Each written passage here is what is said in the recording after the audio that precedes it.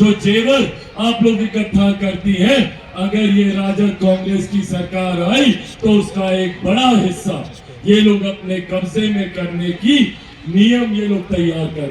संविधान खतरे में है, लोकतंत्र खतरे में है। अरे जिन लोगों ने खुद लोकतंत्र की हत्या की, कोई भूल सकता है सन 75 का वो साल कि जब तक चिराग पासवान जिंदा है ना संविधान पर कोई खतरा है ना इलेक्शन पर कोई खतरा है।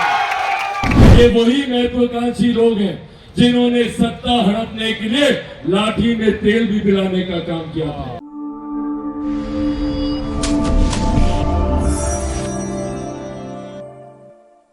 लोक जनशक्ति पार्टी रामविलास के राष्ट्रीय अध्यक्ष चिराग पासवान ने मुजफ्फरपुर में एनडीए से वैशाली लोजपा रामविलास प्रत्याशी बीना देवी के लिए विशाल जनसभा को किया संबोधित। साथियों, जहां एक तरफ हम लोग सिर्फ विकास की राह पर, विकास की बातों पर हम लोग आगे बढ़ने का काम कर रहे हैं, तो कई ऐसे विपक्षी नेता हैं जो विभिन्न तरीके का भ्रम फैलाने का प्रयास करते हैं।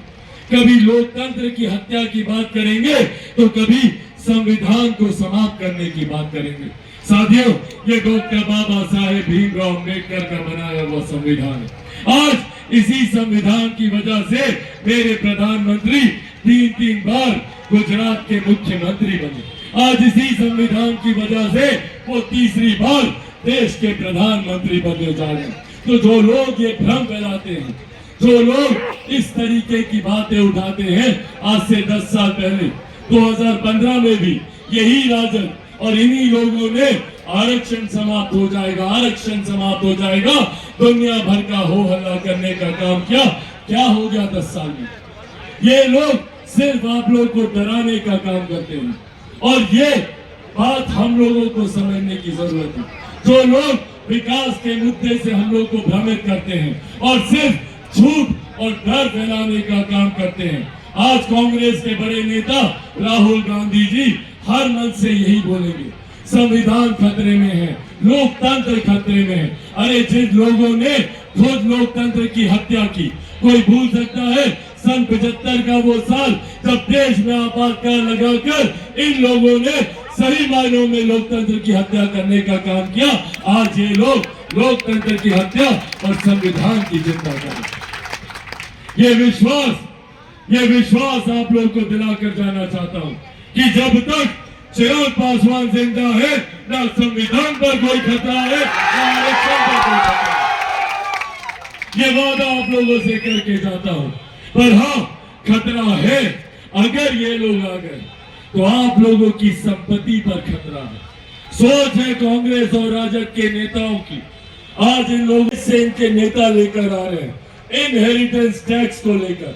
जो संपत्ति आप लोग बनाते हैं, जो एक गरीब किसान एक छोटी मोटी जमीन अपने नाम पर करवाता है, या कोई मजदूर एक संपत्ति अर्जित करता है, या हमारी माताएं बहनें 2-2 रुपया जोड़ कर पाई जोड़कर जो जेवर आप लोग इकट्ठा करती हैं, अगर ये राजद कांग्रेस की सरकार आई तो उसका एक बड़ा हिस्सा ये लोग अपने कब्जे में करने की नियम ये लोग तैयार कर रहे हैं। इन लोगों की सोच है इनहेरिटेंस टैक्स के माध्यम से 55% की आप लोगों की संपत्ति ये लोग हड़पेंगे।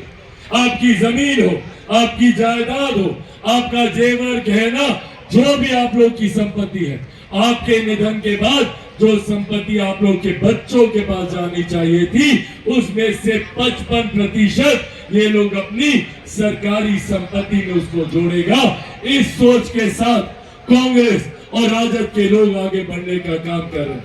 ये लोग अगर आए तो ये लोग ना सिर्फ आपकी संपत्ति हड़पेंगे, बल्कि जितनी प्रधानमंत्री की गरीब कल्याण की योजनाएं हैं, मुख्यमंत्री जी के द्वारा जितनी गरीब कल्याण की योजनाएं चलाई जा रही है, एक एक करके सबको बंद किया जाएगा।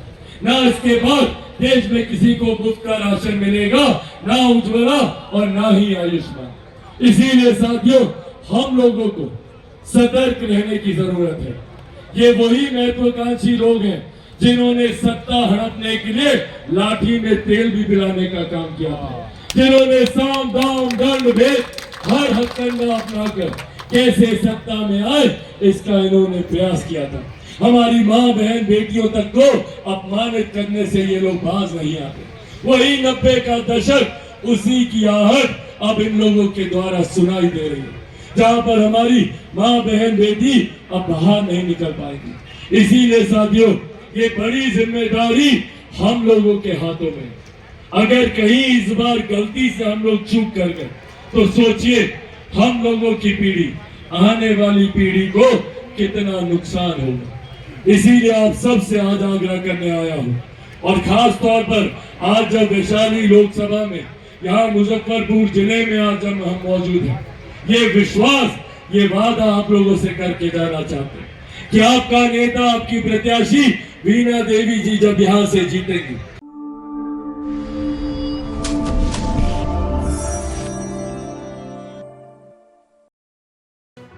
लेटेस्ट खबरों से जुड़े रहने के लिए हमारे चैनल नेशन भारत को सब्सक्राइब करें और बेल आइकन को दबाएं ताकि कोई खबर छूट न पाए।